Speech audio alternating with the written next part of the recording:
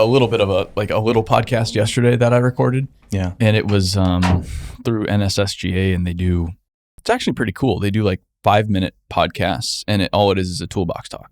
Yeah. And so they can have these for download, and so the foreman or whoever out on site can play them and listen to something, a lesson learned from somebody about a safety related topic, and then they can discuss it, which I think is fantastic. Sure. And she asked me before we started, she's like, hey, just make sure there's no dogs barking in the background. It doesn't look like you're at home though. And I'm like, no. There's still a very high risk of dogs barking, but we'll see how it goes. That's great. You never know. Right. There was a kid here yesterday, dogs. It's just a circus. That's awesome though. Circus. Yeah. You like it that way though? Most days. Yeah. Yeah. No, I really do. I enjoy it. I just, I've always been uncomfortable with the very distinct separation between personal life and work. Yeah. And it's like there's a wall in between, and they're two different things. I'm not a big fan of that. Yeah. We still need to get things done and make money and produce value and solve problems. Mm-hmm. But everybody has lives. Life is real, man. Yeah. This is not the most important thing. No, we spend way too much time here to, you know what I mean? Sure. Alienate our personal lives. So. Yeah. And so I've always seen it as like, if it, it helps, mom bring her kid in every once in a while. Yeah. Take some pressure off. Like, go for it. Gotta do it. Yeah. Absolutely. Yeah. Go for it.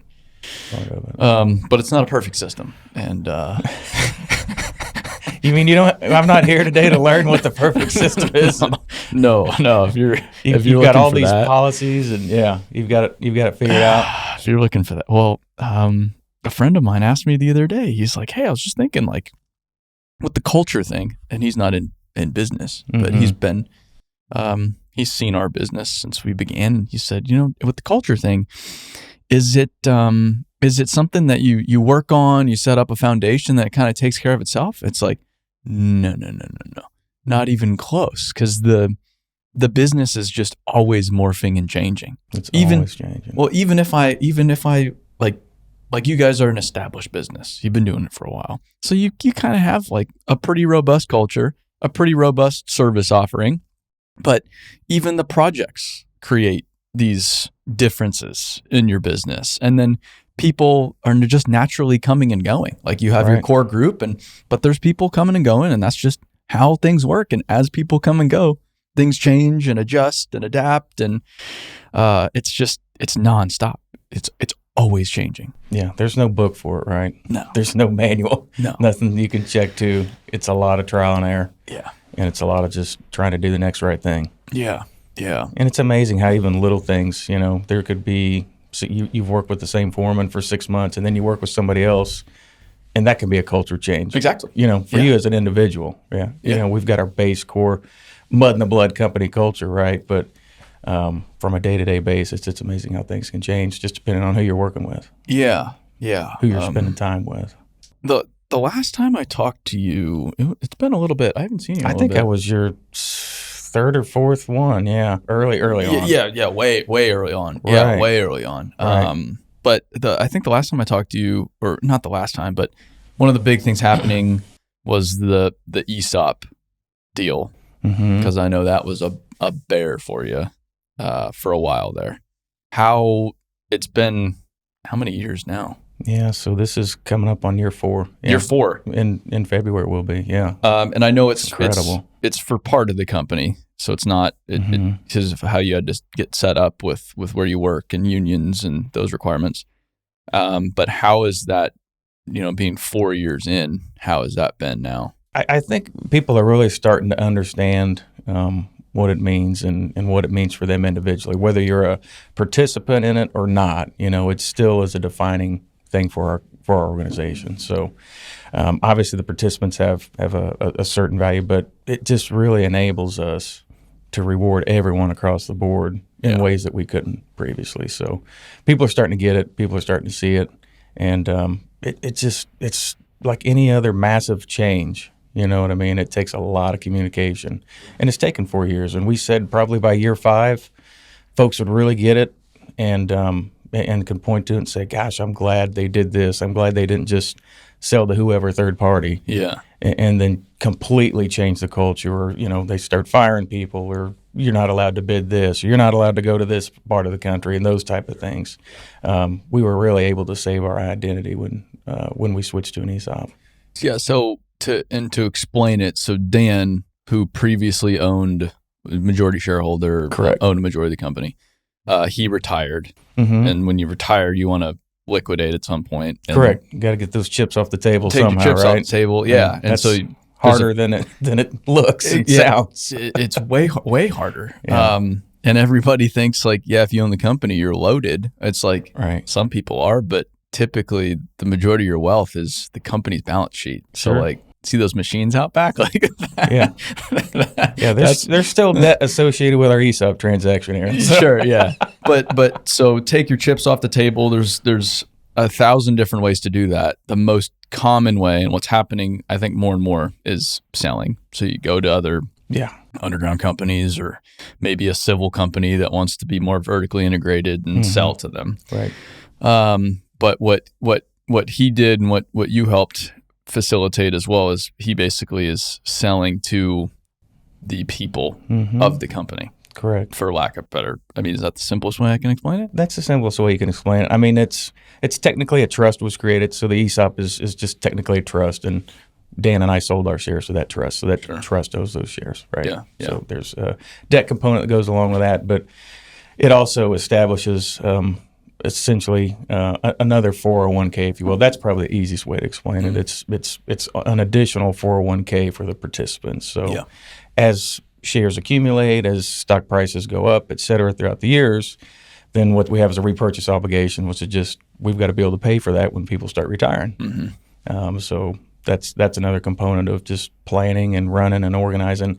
It is complicated. I'm not going to lie. If anyone out there is thinking about doing the ESOP route, it's complicated. But if you surround yourself with good people that have been around it and know how to do it, you'll learn a lot. You'll learn a lot quickly, and it's well worth it. Well, I think it's a long play too, because I feel like it's often from an owner's side talked about. I think it's tempting for an owner because it seems like an easy button in a way to get ownership, from our people, buy-in from our people. Right. Like everybody's an owner. Of course, everybody's just going to get it day one, transform our culture. We're good to go. Doesn't work that way. Like you said, there's a ton of communication and change that needs to happen. And then me coming in, say I'm a young engineer. I want to get a job at Midwest Mole. I'm not going to be rich day one. No. Year 1, year 5, year 10, and it's going to be really nice for me one day if I make the investment into it and if I do my part. But it's by no means immediate gratification. No, not at all. For anybody. Like anything in life. Like really. anything. Anything worth having, it's going to take time and effort to do it. Yeah. And this is no different. And you're right. It takes a while for people to get it. It takes a while for people, and part of it is time, because there's it's like anything else. It's like your 401k. After 10 years, you look and say, wow, that was worth it. And getting young people to understand that. It doesn't matter if it's a 401k or, hey, you should be putting money in a Roth or doing something different, right? Getting them to understand that right out of the gate when they're 20 years old is very, very important. Because, I was 20 once, and it was more important just get as much on the check as I can, right? Sure. But fortunately, I had some good mentors and said, you shouldn't be doing that. You need to be thinking about this. And the what they don't tell you is ironically, your 20s are the most important time from an investment standpoint because of how compounding works. Sure. You make all your money on the back end, and so even if you wait 5 years, that could cost you 50%. Like a lot, huge sum of money. Yeah. That 5 years makes or breaks a decade of retirement or whatever it is. If you start to do the math on it, it's pretty wild. So a lot of people start thinking about it like when they're 35. Yeah. And it's not too late, but you're at a significant disadvantage. Yeah. 15 years would have been nice. That 15 years is multiple times what it'll be. Big deal. Yeah. And we're doing that. We're actually in process. So we've got this goal to meet with every person in the company individually. And it's not only from just to do it because that's the right thing to do, right? You bump into people, but since we're so transient and we're all over the country, it's hard to get one-on-ones with folks. We're being really intentional about doing that. But part of it is goal setting, career paths, and then stuff like this. What do you need help with? Sure. Right? How do we get you to retirement? Is it a mortgage thing that you're hung up on? What other financial things? Do you need just education? Mm-hmm. We found that a lot of folks just, if we had a couple of classes that you guys could help us out with, and that could be young folks, that could even be older folks too. Yeah. That's one of the top reasons why people leave companies is they're not growing. They don't feel like they're growing, and I see that perceived in I don't think a very true way that everybody wants to be the president of a company. Sure. That's not at all different. That's right. not at all the case. There's one president of every company typically. So not everybody can just mathematically be president, but most people don't want to be. Most people just want to build stuff. They want to do whatever their role is, but they still want to grow. So, okay, they want to be a foreman. They want to be a superintendent. Cool. But how can we help them grow as an individual? And if you can help them grow from a financial standpoint, for example, and figure out their mortgage, that's growth. And that is valuable for them. And that says, hey, this business really cares about me. I don't need to go anywhere else. And that kind of stuff, I feel like when it's growth, everybody's thinking career. And oftentimes it's not career. It's actually other stuff, like we just talked about, the more important stuff. Yeah, absolutely. Outside of the actual job they're doing that really, really matters. Absolutely. Yeah. Yeah, because it's one thing too, to wait till something happens. Some big life event happens and you're there and you can help somebody and that's great. But to be intentional about getting out in front of somebody and let's talk about this maybe before it happens, or, we want our people to know that we care, not just when things are tough, hey, we care because you do a hell of a job for us, right? All that's important, right? Like you said, we've got to go out and provide value. We've got to be safe. We've got to do it right. We've got to make money. We've all got to do that. But are we growing? Are we growing as individuals? Are we getting a little better? Are we getting smarter? I mean, one of our values, work smarter and harder. But as I get older, I still really want to work smarter now. Hard's great, but let's keep working smarter. But are we improving? Are we helping out our fellow workers? Are we improving our family? And those are some of the things that. How do we do that better? And what we're working on. Have you had those conversations? Absolutely. Yeah. And what do people need help with? Part of it is the financial piece. The biggest thing we've learned, and it's funny because we're sitting here doing a podcast, right? Is communication. It's just so impossibly difficult. And I don't think we're the only organization that would say that that's maybe the one or top two things that they need to improve on. And we do a fair amount and we do a fair job. But it's either incomplete, it's not at the right time, you're telling it to the wrong person, it's the wrong audience. There's so many ways you can mess up a communication. Mm-hmm.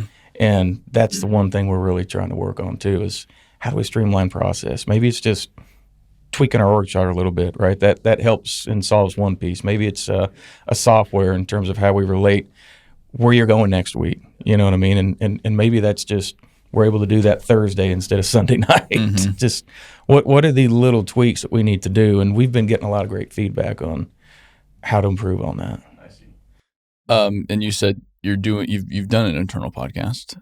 We have. You said you've done about 20 episodes, which is great. Something like that, I'm thinking, yeah. And how's that been?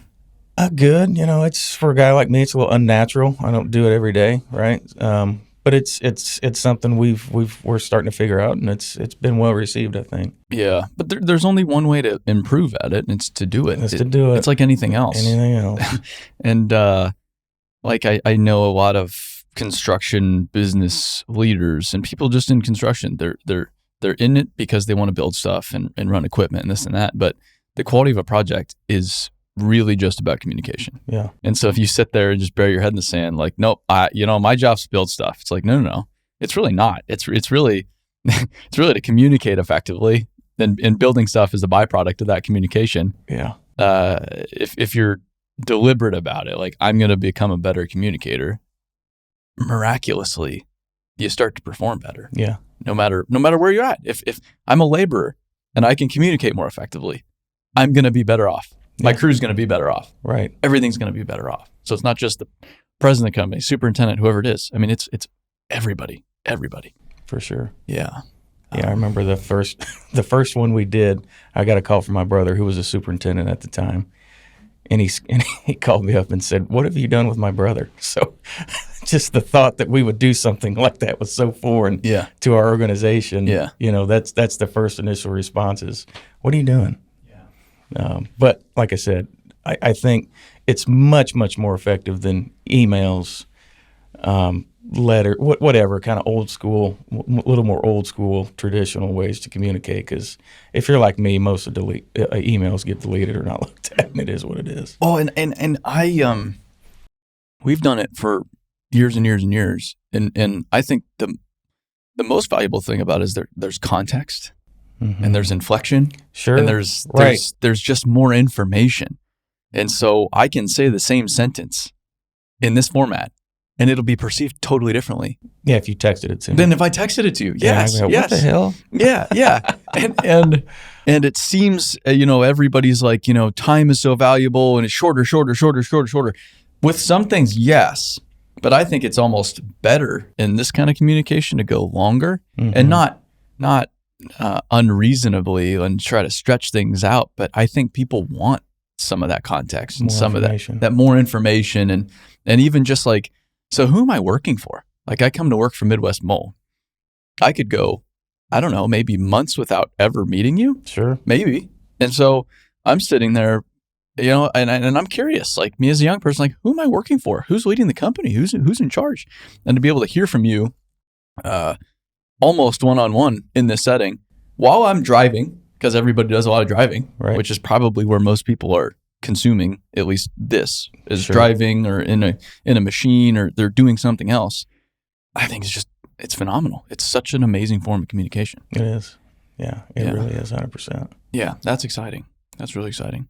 And you all, we were joking before this that like from a remote business standpoint, you guys are as remote as it gets because you are all over. So all over. Right. So all over. And that's Boston to Florida to Texas to Phoenix to Kansas City and then everywhere in the Midwest. So yeah. Where were you guys working, I guess, over the past year or so? So really all those spots that I'd mentioned. We actually had a little bit more work in Indiana than we've had in the past, which is nice. That's nice. Yeah. So it's good to have some bigger projects close to home. We've made a pretty big push in the Boston area. Really? Mm-hmm. So we've done quite a bit in Boston, and then of course our DC office is still going strong as well. So. I see. It's interesting. Thing about Boston or even DC is they're totally different worlds. Oh, like Boston, it is like you go to Manhattan and you kind of expect like, all right, yeah, Manhattan, like it's going to be a different world. But you go to Boston, you're like, yeah, it's a city. And you go there though, especially from a construction standpoint, different place. Mm-hmm.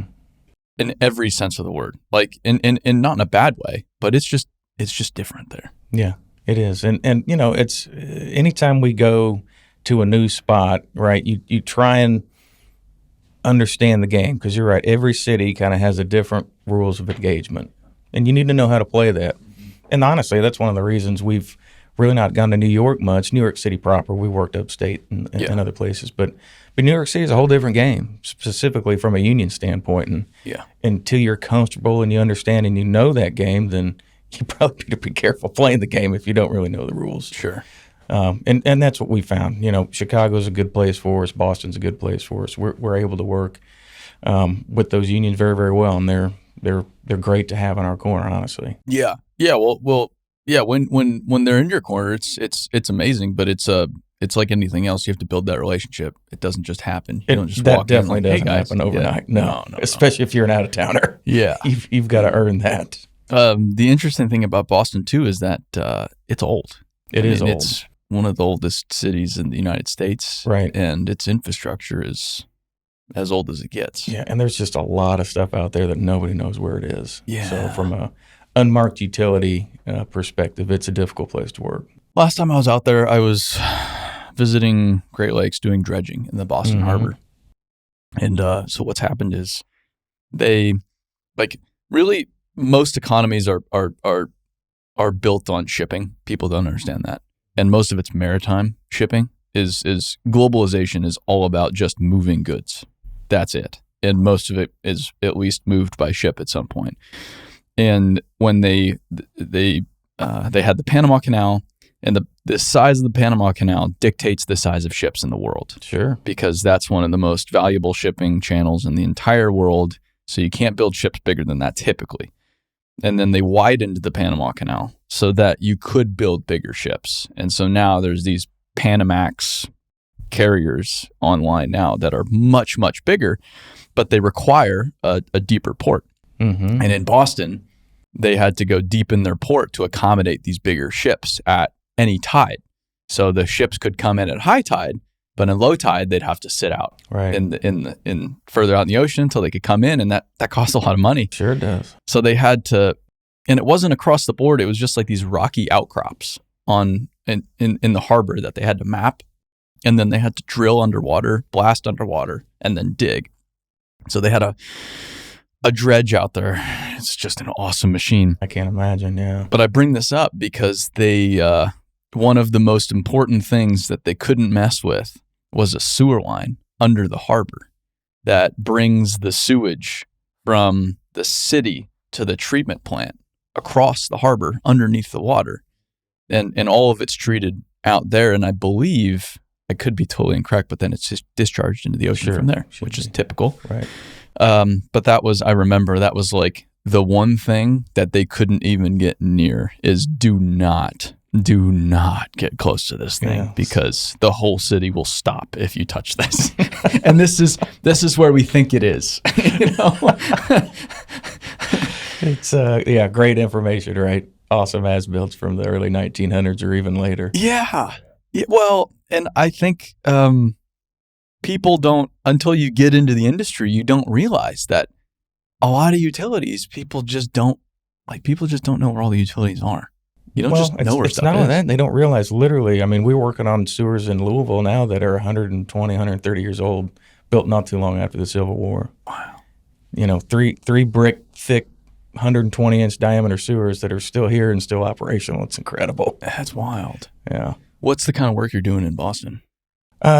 Primarily in Boston is for, we're doing a lot of power work there. So we're just kind of getting in the water sewer market, but we're doing a lot of work for power. So they're, obviously with all the storms that have been hitting farther north on the East Coast, there's been a big push for these power companies to take everything from overhead lines and put them underground. So I see. As we see more of that, there's more opportunity for our scope of work. So is it out there directional drilling then? We've done some directional, we've done some auger bore, we've done some hand mine, we've done some micro tunnel, a little bit of everything. A little bit of everything. Yeah. From the new installation standpoint of what we do, we've done almost it all out there. Yeah, I just read a book about the California wildfires, and it got to a point. The power companies, they changed some laws so that the power companies were then liable for damages if they caused damages, if they caused a fire. So then they had some big fires, very high profile, caused billions and billions and billions and billions of dollars in damage. So they got to the point where they then started to widen the right-of-ways to get the trees away from the power lines. And then if the winds went over a certain speed, they would do blackouts and would just shut the power lines down. But then you plunge millions of people into darkness for just like, who knows how many hours or days. So that they finally, the only way to eliminate the risk of fire was to put them underground. So there's this massive undergrounding effort right now in California. Tens of billions of dollars will be spent to put their power lines underground just to stop wildfires. So it's like, that's the kind of stuff you don't think about. You have all these power lines, but they keep getting knocked out. So we have to put them all underground. You don't just dig a ditch. No. Put them all underground. Doesn't work that way. There's too much in the ground already, especially in those big cities. Yeah. And we're seeing more and more of that. And that's from Maine down to DC. So really? Yeah, absolutely. That's interesting. That's really interesting. Is it Is it year-round work? You can work, I guess. Pretty much, yeah. For us, it is. Yeah. Yeah, unless it's, kind of too dangerous to be out there below freezing type thing. Yeah. For extended periods of time, then we won't, kind of call it off. But as a rule, yeah, if we can start the equipment, we're working. Yeah. What was some of what were the bigger jobs last year? One was in Boston. It was kind of a fixed where one contractor attempted to complete the job and then ended up not working out. So we came in and worked with the owner and the contractor that was on the project and came up with the best solution there. So that was a bigger job. Was for that multiple ducts? So they had started the project? They had. That, in my experiences, sometimes that makes it trickier. It was. It definitely made it a hell of a lot more expensive. Sure. Yeah. But yeah, no, it definitely made it more challenging. Yeah. Because you had to kind of go back and start over, right? You had to remove what they'd done, fill that up with a grout or a lightweight concrete, and all this underneath active. I can't remember the rail track name out there, but passenger rail. Wow. So there was 6 or 7 passenger rails above you while you're doing all this work. Holy smokes. So they were tunneling under the rail. Correct. For power. Mm-hmm. Wow. So we ended up coming in and fixing that and putting in 2 new tunnels for a lot of big power. So you had to fill up what they'd already done and then start over. Correct. That's amazing. Yeah. Because you can't just have a unfinished tunnel underneath. Yeah, the passenger rail folks did not want an open hole under their tracks. Go figure. Even though it was solid rock. Yeah. They still were frowning on that idea. Wow. And then you tunneled. Yeah. With a tunnel bore machine. Yeah. So we used one of our smaller diameter tunnel bore machines. I see. What was the diameter on that? 66. That's a pretty good. So 2 66-inch. Dual 66s. That's pretty cool. Yeah. It was a nice job. Yeah. And then we did a neat job in D.C. It was one of those too we'd worked on for 2 or 3 years planning, right? And plan and contingency. And then obviously, when something goes wrong, it's amazing. It always happens, right? Yeah. But no, so the Potomac Interceptor, it's another one of those, Lord knows, I think this section was put in the 40s maybe. Mm-hmm. But bad shape. But it's one of the main arteries that were under the DC water treatment facility at Blue Plains, and it's running 3/4 full all the time. And it's a 78-inch pipe, so it's a lot of sewage.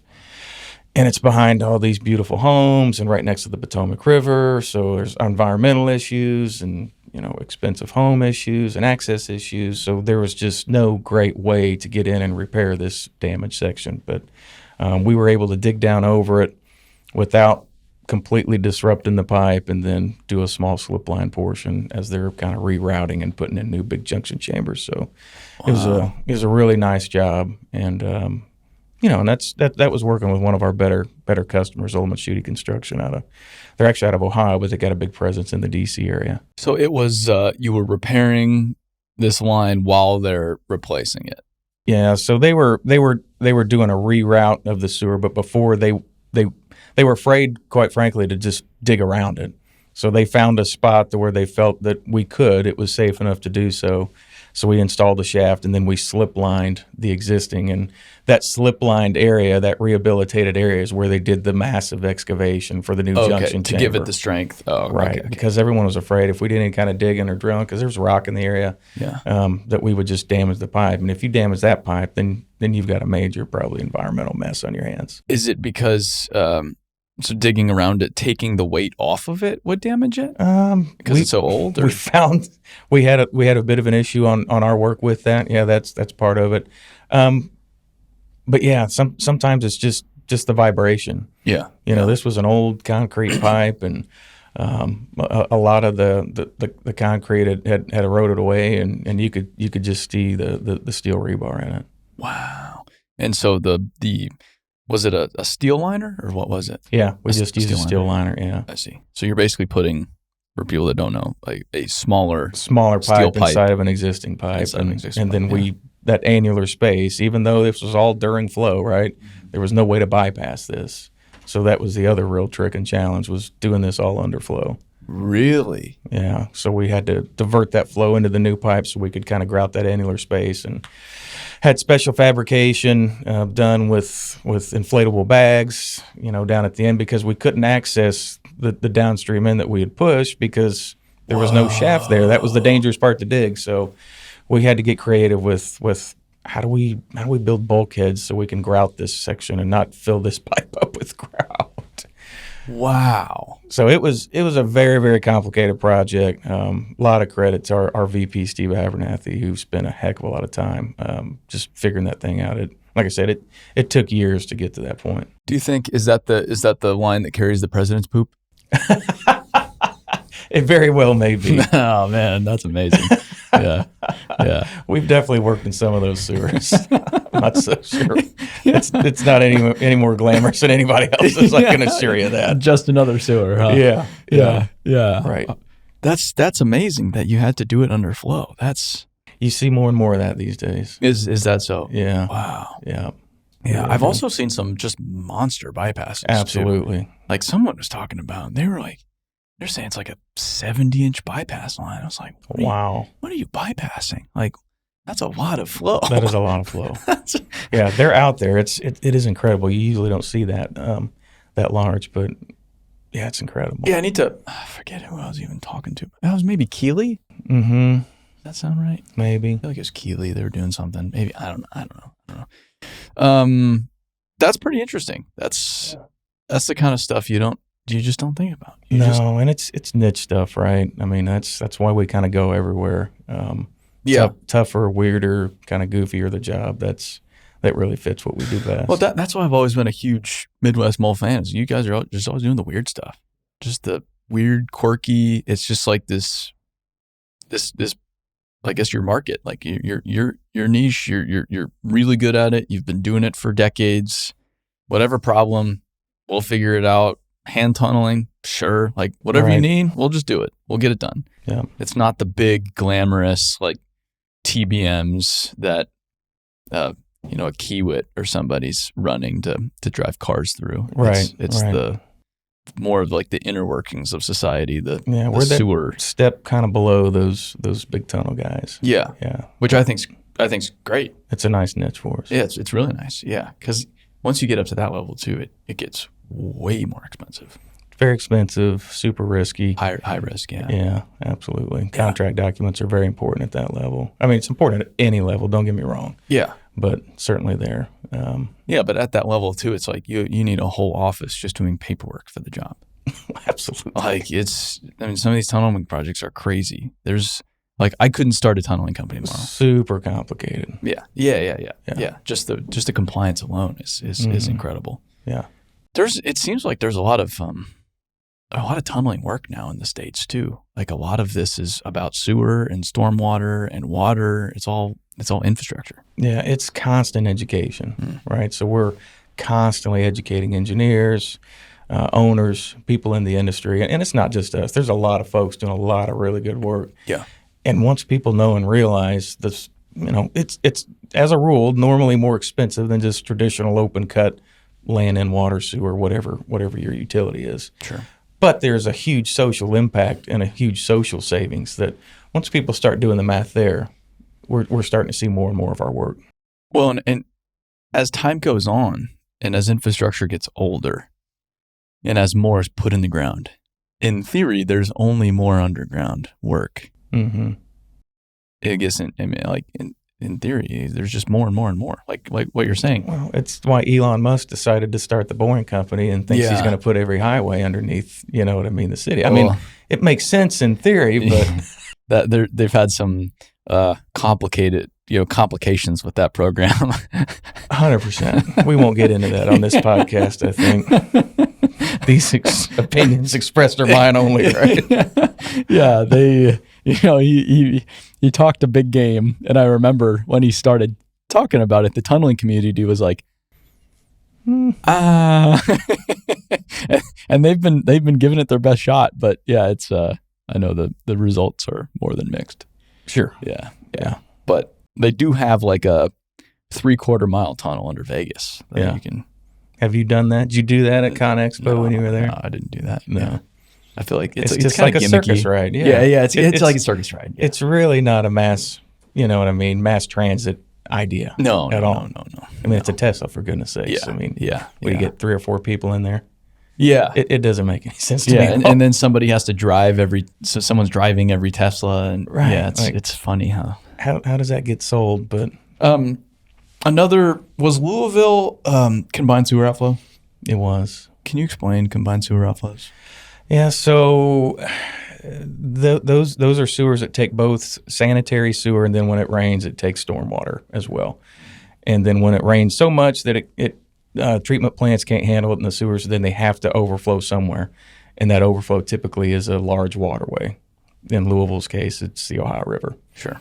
So there's been an EPA mandate that's been going on for I don't know how many years, but all these cities have these consent decree agreements with the EPA that they have to clean up their waterways. And we're actually coming to the end of it. There's been a lot of work done in the last 20, 25 years. Yeah. So there's maybe, I don't know, 5-10 years maybe left for most of these major cities, but Midwest specifically, these old river towns, Pittsburgh, Louisville, Cincinnati, even Indy, there's just been a ton of consent decree and EPA work. Well, and the problem with that is when it overflows, you're discharging sewage You're into discharging the river. raw sewage into the waterways. Yeah, which is definitely problematic. It's disgusting. Yeah, it's unfortunate. So But it is amazing. The program's worked. I mean, some of these rivers, yeah, I mean, it's incredible how it's really working. I haven't really been around waterways my life. I was in Arizona for a majority of my life, and our only waterway, quote unquote, is Tempe Town Lake, which is totally made up, fabricated, and it's not the cleanest waterway, if you can call it a waterway. But I do know with all these projects, everything is substantially cleaner than it used to be. I just wish, I wish some cities were better from an urban planning standpoint at taking advantage of the waterway. Because like Nashville, I feel like the river is just like, it's just there, but it's not utilized in any. It's not like San Antonio, right? Not like San Antonio is like, hey, we've got this. Let's go all out. We are putting all of our chips in on the waterway hand. And you go down to the Riverwalk in San Antonio. That is one of my favorite places to go in the entire United States. It's cool, in any city. Yeah. It's extraordinary. It is. It's so beautiful. It's just absolutely amazing. But here it's just like a afterthought, or Ohio, like Cincinnati's maybe a little bit better. Yeah. Maybe like Louisville's a little bit A better. little bit. Maybe. Right. They're but starting to not catch really. on, I think. Yeah. It's like you got this beautiful river running through. Right. Why not build around it? Why not make it something? For sure. I'm just some idiot from the desert. You should be a developer, Aaron. I clearly don't understand. Yeah. Well, they're here. It's been approved. They're building a new stadium. Yeah. So our stadium's right next to the river, and then there's a parking lot next to the stadium. They're going to build the new stadium in the parking lot, and then demolish the old stadium and make that redevelop all of that space on the river. Yeah, it's like a few billion. Just charge it to the taxpayers. Yeah, cool. Glad you live here, don't you? Yeah. Oh, yeah. Yes. Yeah. Happy. I don't care about football. It does nothing for me. Yeah. You can talk about the local economy benefits, whatever. We're good. Like, you're just talking, we have enough bachelor and bachelorette parties to pay for the economy. There you go. We don't need football fans. You don't need football at all. But no, we're getting a new stadium, whether we like it or not. It'll be really nice. It'll be a cool project. It'll be cool to see the demo. It will. They're Absolutely. already, they're in the bidding process of that. I know Is that right? Yeah, they had demo contractors out here not long ago walking the job. That's great. But it'll be a few years before it actually comes down. Sure. Yeah. I know Indy, you guys took down a stadium. Yeah. Gosh, that's been a long time ago, though. It was a while ago. Yeah. But the old Hoosier Dome. What is it, Lucas Oil? That's still there, so that's the new one. I'm saying like the Lucas Oil's nice. It is nice. It's a pretty fancy stadium. Yeah, it's a nice stadium. Yeah. What have you guys got going this year? Backlog's good. We're still looking. It's just a never-ending cycle. When I was a kid, I remember talking to our founder, Lynn Liotti. He was in on a Saturday, and I said, "What the heck are you doing here?" And he says, "You guys, you guys are burning up the work. I gotta get work, right? There's estimates to get out and jobs to negotiate." And it hit me like, it never does quit. It never quits. Right when you think everything's figured out and lined out and you've got the job done and you're high-fiving, it's on to the next one. It's on the next one. So we're always looking for that next opportunity, next partnership, even next acquisition, right? So that's kind of what we're working on right now. What's the rail side look like? Looks great. Yeah. It's been very good for us. So I think I mentioned we've got an office in Brentwood now. Yeah. So just south of Nashville. Yeah. And that's made up of engineers and geologists. So we've partnered with some folks that we've had a long time relationship with, and started a consulting firm called Clinchfield Consulting that's offering services to all the Class 1 railroads. So primarily the ones east now, but we're still growing. It's less than a year old, but it's been exciting. It's a nice diversification piece for us right now. Sure. Yeah, the railroads are another example of very critical but very old infrastructure a lot of times. Oh my gosh. Absolutely. Especially this side of the Mississippi. You got it. Some of those bridges and lines and everything that they run every day, 100 trains a day through. Crazy how old some of that stuff is. Yeah, you think about all the track miles in the United States and all the little creeks, and all the rivers and all the bridges and all the culverts. I mean, it's hundreds of thousands. Yeah, it really is. And a lot of them are 100+ years old. Yeah. There's old stone box culverts we've seen that I guarantee are 150 years old. Really? Yeah. Really. And the trains are still running over them every day. Every day. That's incredible. It is really. That's incredible.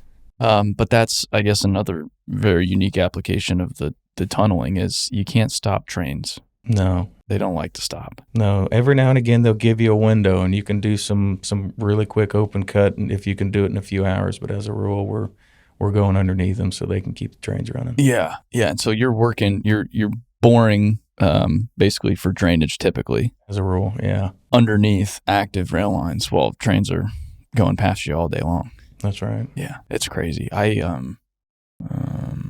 guess my third construction job was for Skanska out in California on Union Pacific Railroad, and it's there's like it's just exhausting working next to an active rail line all day, because every time a train comes through, you have to stop. You got to slow it, right? Yeah. So you get going, and then train 10 minutes out, you're like, come on. Like we were in a groove, and then the train goes by, you stand there and watch it.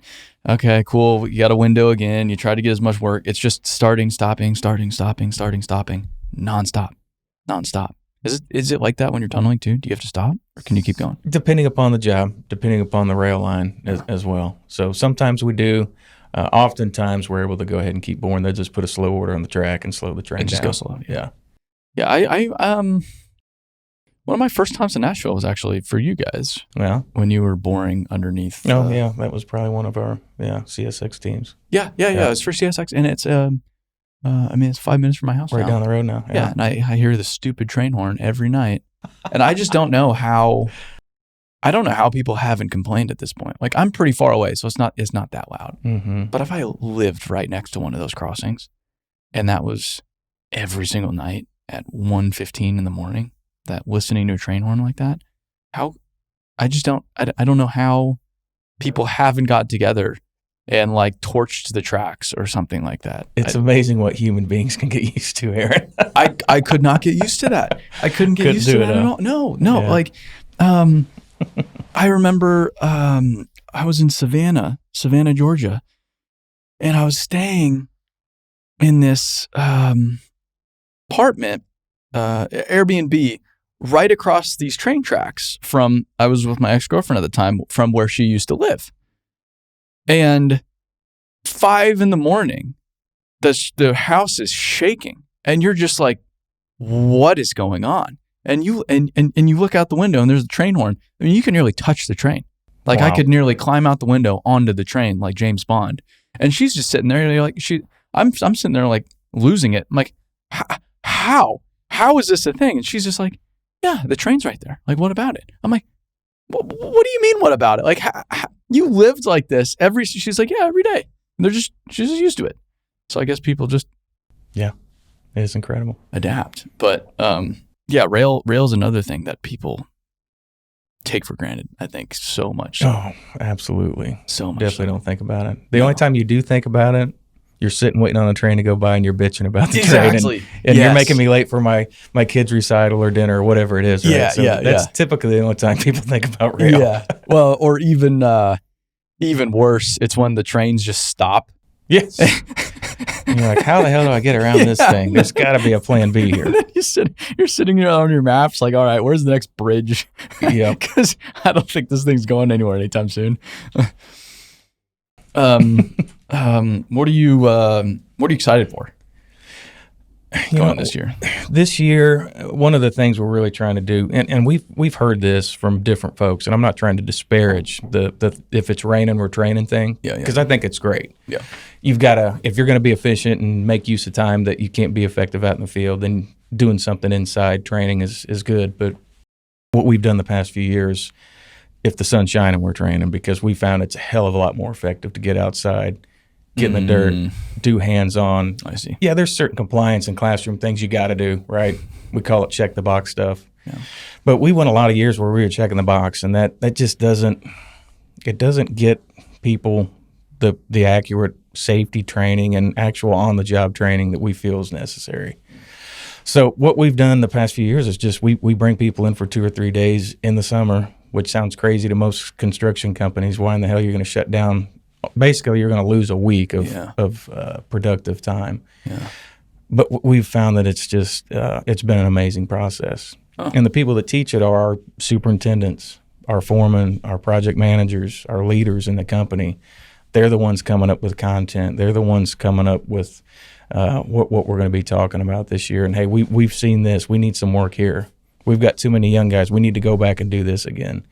And that's anything from, we've dug pit excavations and had local fire department come out and do safety rescue training. I mean, you don't think about stuff. If something goes wrong and you actually have to use a man basket, how many people can say they've ever actually did that? Sure. You know what I mean? Like, it's just a whole different operation. It's one thing picking up clam buckets or picking up casing, picking up pipe, picking up a human being in a man basket. That's a whole different animal. So even just trying to get people in a situation where it's not the real thing, but we're trying to make it close to that. We've found that it's been really effective. It makes perfect sense to. I mean, it's easier said than done, I'm sure, and is very expensive. Absolutely. But training, in the best conditions rather than the worst conditions. Yeah. Makes a lot of sense. Seems to. Yeah, you say that. You're like. But for years, we kind of were the same way. Like this, we'll squeeze it in or do it when we can, or maybe we'll go out and do some stuff with this group because there's 2 crews in D.C. and we'll do something in the hotel for 4 hours or whatever. Sure. But no, being intentional, doing it in the summer, doing it when we can set up different stations and have people going from station to station and touching it, right? Touching the chains, doing the rigging, doing the signaling, climbing up and down ladders, putting the augers together. It's been great. Do you have everybody in at once? We do. So you just shut the company down, essentially? Absolutely. Wow. Now, we'll make an exception. If we're on a tough job or stuck and we're jacking pipe, we have to go, right? Yeah. Then those folks will get a pass. But the goal is to shut the company down for almost 3 days. That's amazing. That's really amazing. And I strongly encourage other folks to consider that because it's hard and it's expensive and it dings your revenue for that month, but it's been really good, especially for us that we're in Indiana, so it's hard to do that in December and in February and January. Mm-hmm. Florida folks, they can pick your time year round to do it. Yeah. You know what I mean? So certain parts of the country it'd be a little bit easier. Sure. You hear things, you're like, yeah, of course. But then you start to think about it and you're like, I haven't heard very many people doing that. Like, that's so simple, but I've never seen that before. And then you start to think like, oh, have I seen that before? Because that is so simple. Like, it's not anything groundbreaking, but that's pretty cool. So we're excited about that, and then just taking that next step up. Right, we kind of had Mole University for a couple of years, but again, that was more just we were box checking back then, and it just didn't work and didn't get any traction. So incorporating that same idea, same hands-on model, that's the key. I mean, this is why you guys exist, is to help figure out the people problem here. And we've all got skin in the game to do it. Yeah, everybody has to do something. Everybody's got to do it. Yeah, and going to the training thing too. It's teaching it is also really valuable because it makes you think so critically. Like I've started teaching a little bit more within our company. Like I'm going to be teaching this afternoon on writing because I see some of these emails and see some of the writing going on in the business, and it's just like, this is not good. Like what is going on here? But you hire people and you just assume, well, they know how to write. They know how to communicate. They know how to talk to people. But that's a hell of an assumption. That's probably not true in most cases. They've probably never been taught how to effectively communicate or how to effectively write. That's a lost art. That's something our schools have really failed us, I think. Exactly. It really has. But, I could be, Mr. Poopy Pants employer and just be like, oh, these schools, they're just failing these kids and this and that, and just bitch about it all day long. Or I can say, all right, yeah, they clearly have not probably got this from anywhere else. So, well, cool. Let's give that to them then. And so then I have to sit down and figure out, okay, cool. Yeah, I want to teach people about writing. How do I do that? Like, where do I start? How do I break it down in a simple way? How do I fit this into a time frame? If I have 30 minutes, how am I most effective? And it makes me even better because now I'm really critically thinking about how to do this more effectively and how to teach this effectively, which makes me a better leader, better communicator. Everybody wins in this process. And I think a lot of people in construction too, like probably some of your old timers, and this is a frustration, they these kids, they just don't get it. And it's like, yeah, because they've never been taught. And it's like, sure, you learned how to ride a bike when you were a child, so you just assume that's how everybody did it, and it's just natural to you. And you didn't really have to learn it. You don't even remember how you learned it. You just learned it. Whereas if I'm trying to figure out how to ride a bike at 18 years old, at 20 years old, are you just going to call me stupid? It's like, no, I've just never learned. I didn't learn when I was 4 years old like you, when I was 5 years old like you. And so can you teach me? But they don't really know how they were taught or how they learned it. We just know it. We just know it. Yeah. I just know how to read a tape measure. I just know how to run this machine. I just know how to cut a piece of pipe, whatever it is. They just know it because they learned it almost growing up in a lot of times as a child. And a lot of like the last generation grew up on the job sites. Now kids can't legally be on job sites.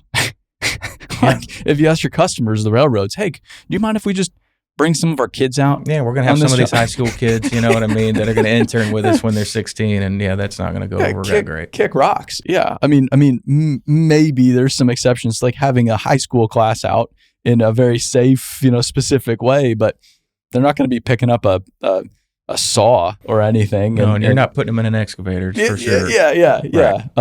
And so it's, I think going into this next generation requires something from everybody. It requires the young people to be hungry to learn, to be patient, to work hard, to just keep their mouths shut and serve others and build that sense of respect and understanding.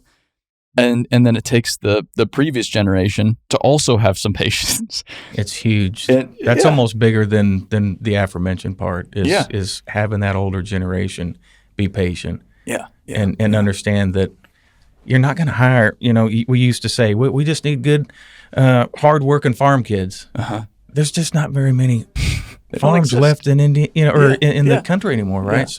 Those hard-working farm kids that everyone would just kind of hang their hats on, they're not there. And you're going to have to get kids in that they don't know what a pipe wrench is. Like, you have to start that basic.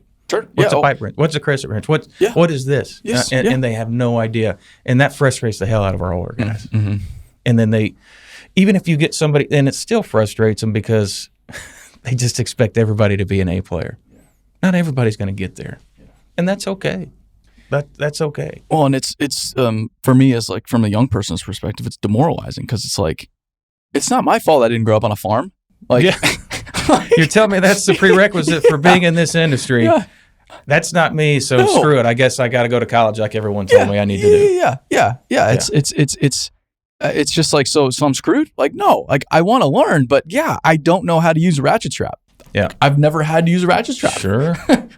There's so much. Yeah. Absolutely. Yeah. So much. Yeah.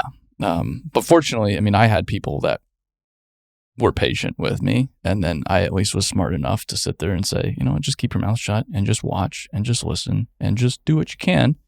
And then when people see you making an effort to make their lives easier, cool. Then they're going to invest more into you. That's the name of the game. Yeah. That's how you get respect. Mm-hmm. Helping people. Helping people. That is it. My job is hard. Yeah. I have a problem. You help me fix it.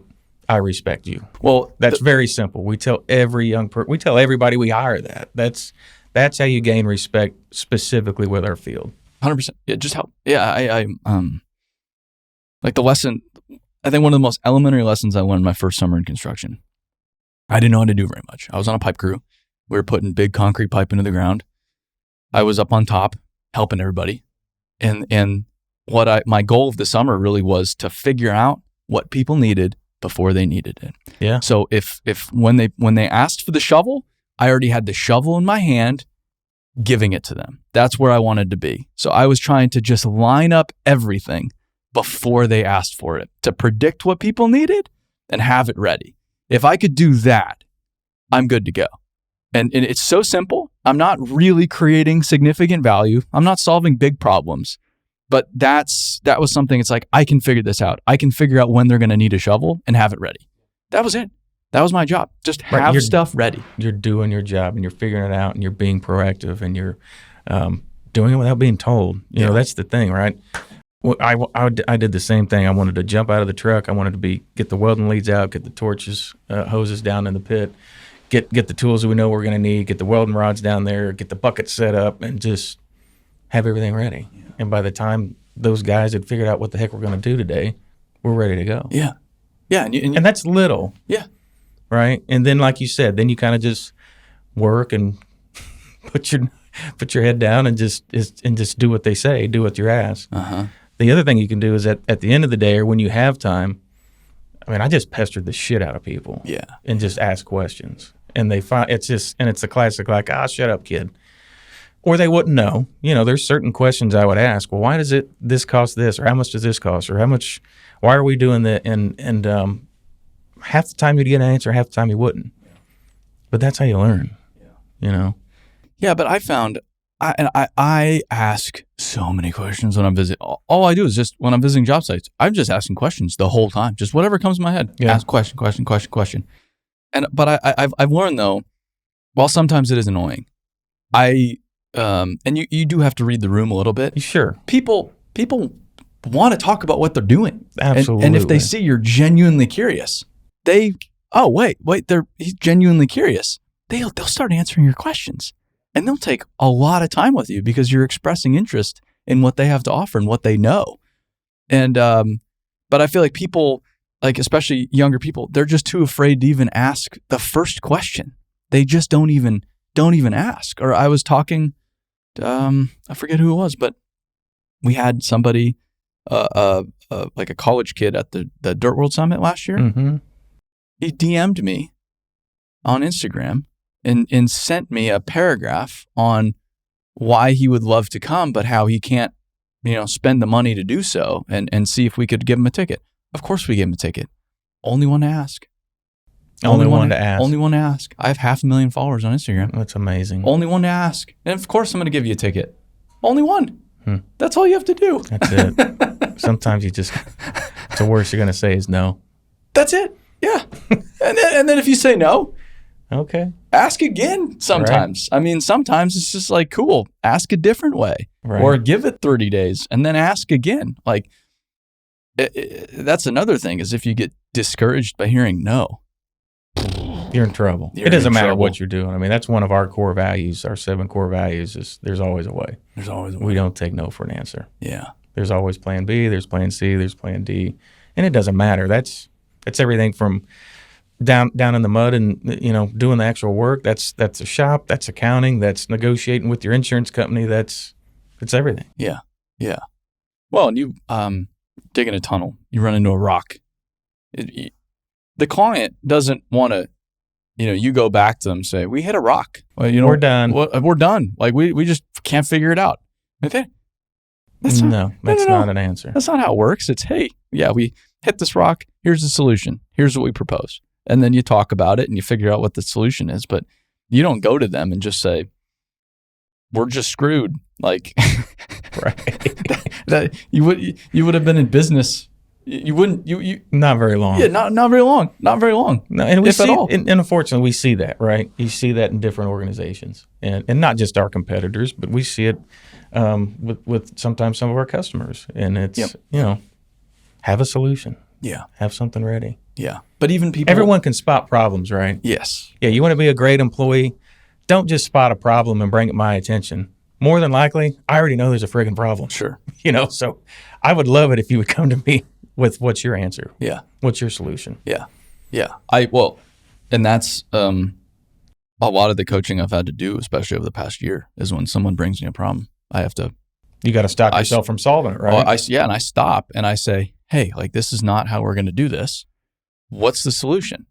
It's this. Okay, cool. You already knew what the solution was. Yeah. So then the next time this comes around, I just want you to bring me what you think the solution is. Mm-hmm. And we can move a lot faster. Absolutely. Well, it empowers them. It gives them confidence, because ultimately that's what you want. You've got to have people that are capable and able to make their own decisions. Yeah. And there's a fine line between, okay, I can screw these 5 things up and it's not that big of a deal, and I'm able to learn from it, and my boss is okay with me doing that. And then knowing, like, if I screw this up, this is really going to be bad. This is going to cost a lot of money. Somebody's going to get hurt, whatever. Yeah, you have to know that, right? And that takes time. That takes some experience. But for those first 5 things, we've got to let people make those mistakes. Sometimes that's hard. Very hard, especially when it costs money. Yeah. Yes. Yeah. Yes. They're great lessons. We could do a whole nother podcast. I could give you an hour's worth of, oh shit, we lost so much money. You can't believe it. Man. And that was my fault. Yeah.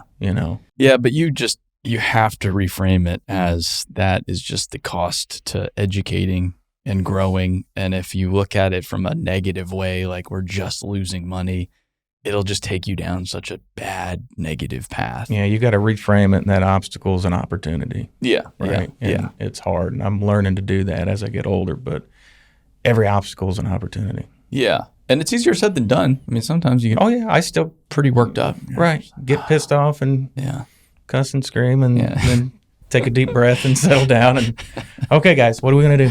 What's the solution here? Because me crying in my office isn't the solution. So. Yeah. How's everything in the shop? It's good. Humming along? It's great. Yeah. So we're working with a company called Ivo. Not sure if you've heard or seen them. They were at the big show in Vegas, and they've been in a couple little smaller shows, but kind of an upstart. And I hate to use a competitor of theirs, but we kind of they're kind of going after certain parts of the HCSS market, if you will. Mm-hmm. Not necessarily the estimating side of things, but just more shop organization. Some project management things. And nice. They've been a great partner. We're really excited to be working with them. Yeah, I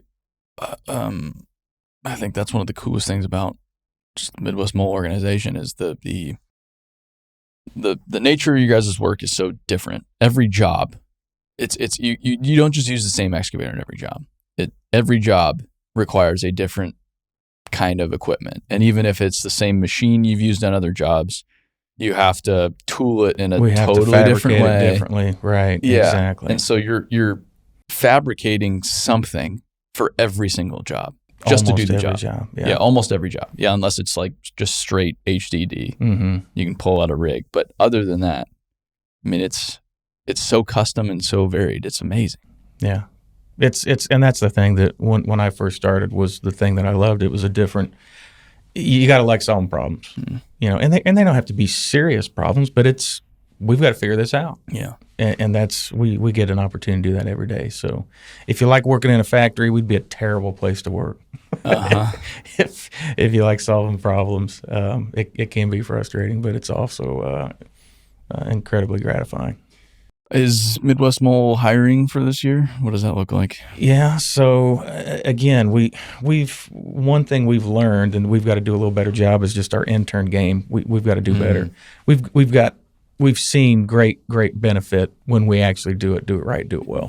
We've got some really good young folks through that process, but we've got to do a better job being consistent with our intern program. So we're working on that. And then we actually hired quite a few folks this past year from the office side. So I think we're fairly set from a project management, project engineer, always looking for hardworking people and smart people. But the field is kind of the focus this year. And nobody likes to say it.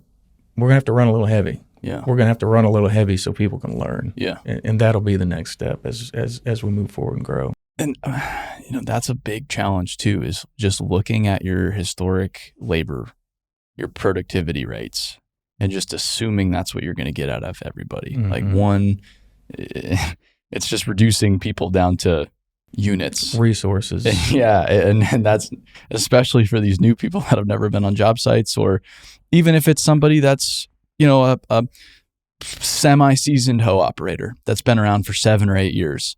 Being an excavator operator on your site is way different than just loading trucks, and not just loading trucks, but loading trucks. It's a different skill set. Well, same machine, different skill set. It scares most guys completely to death, because if you're used to working when you are loading trucks all day, and then we ask you to put that excavator bucket next to 2 human beings in a pit that's 20 feet deep that you're just watching a signal man, that's a hell of a lot different game. Yeah. And that some people can do that, some people can't. And not just doing that once, but 100 all times. Day. All day long. Right. Yeah. Yeah. And again, some folks get over it, they can get used to it, and that's just another skill set they have now.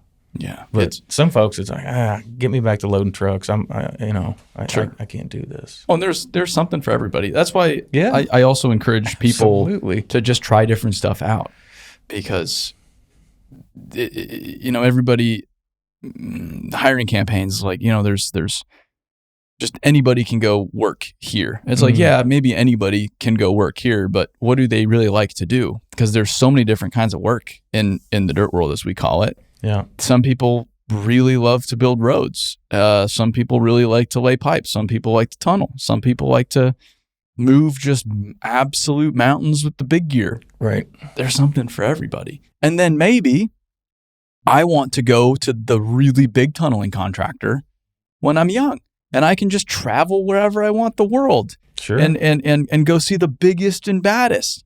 But then when my life changes a little bit, I don't want to go do that. I want to go to a smaller tunneling contractor, which is okay. Like, I think it's okay to figure out what you like, what you don't like, because you'd much rather your people actually be into it, be wanting to solve those problems, wanting to get after it, rather than just showing up. Yeah. Well, we're fortunate, when we talked a little bit about the ESOP and about that ownership mentality. We've been blessed where we have that. Yeah, it's awesome. With most of our folks. So, and we continue to do that. And life's short, man.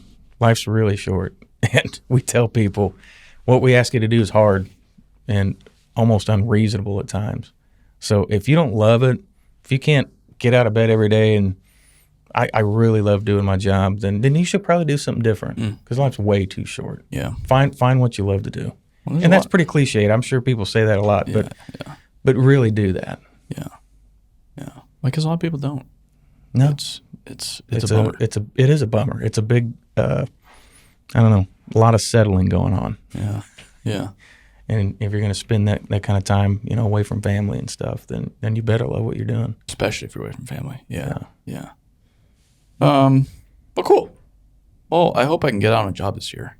Yeah, that would be great. We'd love to have you. Yeah. What's good around? We'll have to find one. We've got a neat one in Steubenville, Ohio, so that's not too far. I go up to Ohio, every once in a while. Yeah. So that one would be a good one to go to now. Yeah. And then we're negotiating a couple of things for later in the year this summer that might be some good ones. Yeah, But yeah, we'll certainly let you know. Well, the first trip with you guys was just awesome, because we went into that It was in Fishers. It was in Fishers, yeah. The bigger tunnel. Yeah, the bigger tunnel, but it was like got a lot of footage, a lot of mileage out of that video. Well, it's amazing. I still have the pictures in there. Are still some of my favorites I've ever taken. There's some great ones because it's just grimy and gritty and muddy. You know, these guys are in their boots, and they're just wading through water. Right. And we get down to the machine, it's dripping in on you. Yeah, you've got the wood lagging to keep the earth away from you while you're in this cramped little tunneling machine that is sopping wet and riding in there on the little cart. You're just like, this is so wild. This is crazy. Yeah. It's like, people do this? Yeah.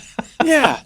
It's pretty different. Yeah, it's way different. But and that was a bigger one, Aaron. So I know. It was spacious. Fortunately, it wasn't 4 foot or less. Yeah, so. you could stand up. Right. We could actually walk that tunnel. I'd be good at tunneling though, because I'm small. There you go. So that would be. Well, whenever you get bored with all this stuff, just let us know. Yeah. I will let you know. Yeah. All right. Well, I'm glad you were able to stop by, and it's been awesome. Hopefully, I'll see Midwest Mall soon. That'd be great. How's the Dirt World Summit planning going for next year? It is. Yeah, I was actually meaning to talk to you about that while you're here. It's really come together. I think Dan said the agenda is almost done. Great. And last year we gave it our best shot, which I think was pretty good. Who was there? Steve there? Steve was there, and Max Phillips, our HR guy. And HR guy. I had met Max before, but I met him there. I remember talking to both of them. Yeah. And I don't think it could have gone better. I mean, we they were blown away. They really were. I was blown away. Everybody was blown away because even, I mean, we put in the work for it, but until you go do something that you've never done before, you don't really know what the outcome's going to be. Right. And especially with human beings, it's pretty dynamic. And so you just can't, you can't make, 1 + 1 = 2. You just don't know. No. And so we gave it our best shot, and I think everybody really enjoyed it last year. And then we took all the feedback, and we really went through our plan with a fine-tooth comb with that feedback and tried to make this year even like substantially more effective. So a better place, a better physical place, a better schedule, a better time of the week, totally different speakers, bringing a totally different perspective. So a whole new group of speakers. It'll be all brand new. Wow. Yeah, all brand new. Same concept. How do we develop ourselves and others as individuals, as leaders, as communicators, whatever it is?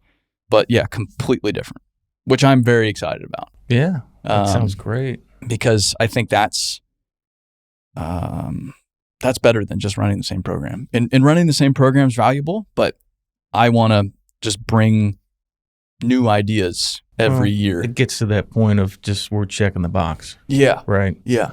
And we're not really offering great solutions. So and we that's have the hard part. Oh, and there's so many great stories. I mean, like you and Midwest Mole, but so many great stories in the industry that I want to tell on a stage like that. So last year we had Dan Garcia with CW Matthews, for example, who's an amazing human being. Unbelievable, this guy. This year, I don't know if I'm supposed to publicly talk about it, but here we are. But I know Herb Sargent we're talking to him about working through some of the stuff he's been involved with. I know you know Herb. Oh, absolutely. And we're really happy to have him and many others involved from the industry. So it's going to be a really, really nice blend. Great. Yeah. Yeah. It was yesterday. Dan sent us, our executive team, on Slack, the only 2 pictures he's been sent for our speakers. And one of them is this really, really hardcore retired SEAL. Yeah. Not Jocko, but his picture looks terrifying because he has this big beard, shaggy hair. I don't even know if he has a shirt on in this picture. And then the other picture is she works at TxDOT. She's really high up at TxDOT. I don't know her name. I've never met her. I don't know anything about her, but it's just like very just clean cut, very professional. She is very put together and just polar opposite. We're looking forward to it. Yeah, and I think someone brought this up, but it's on Election Day. Oh, is it? Yeah, which is gonna create some complications, but I would honestly rather be with a group of people as the election goes down than just at home or looking on Facebook or watching the news. Because I think that'd be just a lot more compelling. Yeah. Well, it'll certainly be an entertaining one probably this year. So I don't think anybody does that. But we won't get into that. Yeah, Save that for a few beers. Yeah. I just will say I think the audience is likely voting in one direction, not the other. I don't think it's a 50-50 audience. So I don't think there'll be many fights at the bar. More than likely, you're 100% accurate, Mr. Witt. Yeah. If there's one thing I found from meeting people across this country, which I do love about the businesses, there's a lot of like-minded people out there, and it doesn't matter if you live in California, Florida, Indiana, wherever. And that's across the board. Yeah, so. yeah. For better, for worse, everybody's likely voting in one direction. So. Awesome. Cool. Well, thanks for stopping by. Yeah, thanks for the opportunity. Always love doing it. Yeah, hopefully we'll see you soon. Sounds great. Cool. Awesome.